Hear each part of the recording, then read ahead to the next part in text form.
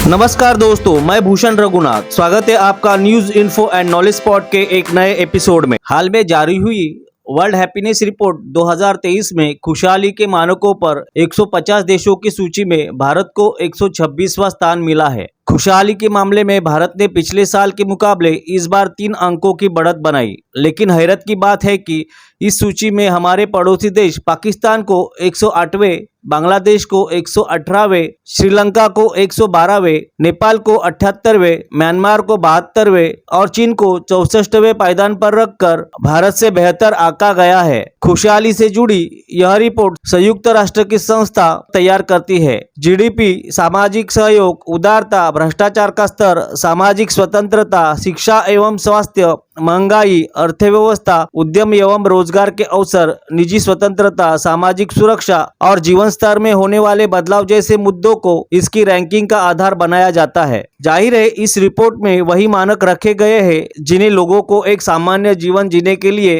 न्यूनतम माना गया है। परंतु अफसोस की बात है कि भारत इन पर खरा नहीं उतर पाया और हमारे पड़ोसी देश जो खुद ही अपनी आर्थिक, सामाजिक और राजनीतिक मुश्किलों और बदहाली से जूझ रहे हैं, वे खुशहाली के मामले में भारत से आगे निकलने में कामयाब हो गए। दुनिया में खुशहाली मापने की यह रिपोर्ट कुछ संदेह पैदा करती है। चीन में लोगों को सामाजिक, आर्थिक और धार्मिक आजादी भी ठीक से नहीं मिली है। कोरोना काल में दुनिया ने चीन को कटघरे में खड़ा किया, फिर भी वर्ल्ड हैप्पीनेस रिपोर्ट में भारत के 126वें के मुकाबले वह 64वें स्थान पर है।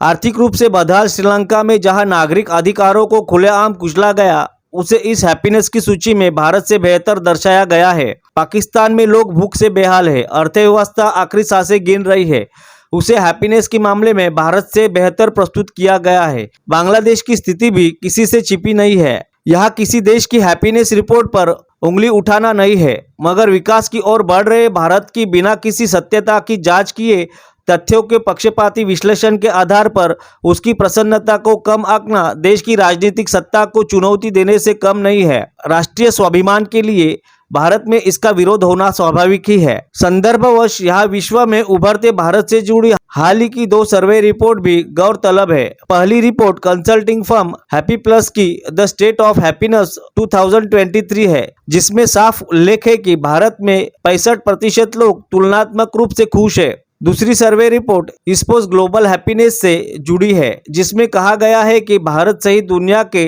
73% लोग अपने जीवन में संतुष्ट है।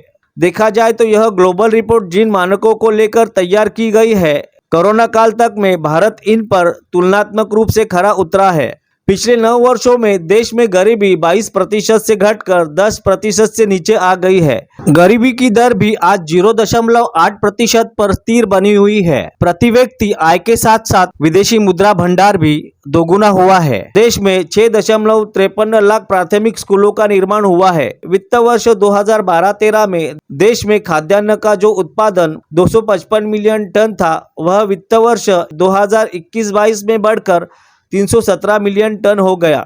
भारत ने अपने सभी लोगों को कोरोना रोधी वैक्सीन लगाने के साथ ही दुनिया के करीब 100 देशों को वैक्सीन के साथ साथ दवाइयों का मुफ्त वितरण भी किया। पिछले 2 वर्षों में 3.40 लाख करोड़ रुपए की लागत से देश के लगभग 80 करोड़ लोगों तक जरूरी राशन पहुंचा है। इराक, यमन और अफगानिस्तान से लेकर रूस यूक्रेन युद्ध तक भारत के राहत और बचाव अभियान की चर्चा पूरी दुनिया में हुई है।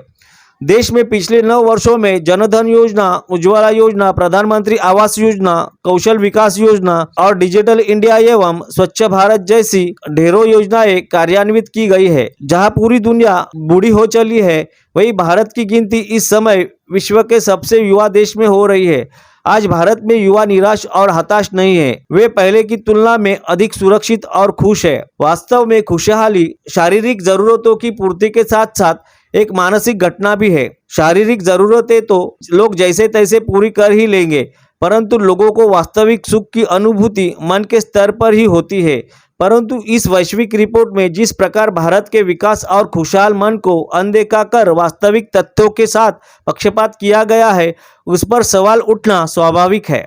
पिछले दिनों जिस प्रकार केंद्र सरकार के खिलाफ कुछ अभियानों को हवा दी गई, कहीं यह रिपोर्ट भी भारत को कमतर आंकने की वही साजिश तो नहीं है। निश्चित ही वैश्विक स्तर पर खुशहाली का यह सूचकांक देश के बहुआयामी विकास का एक आईना है।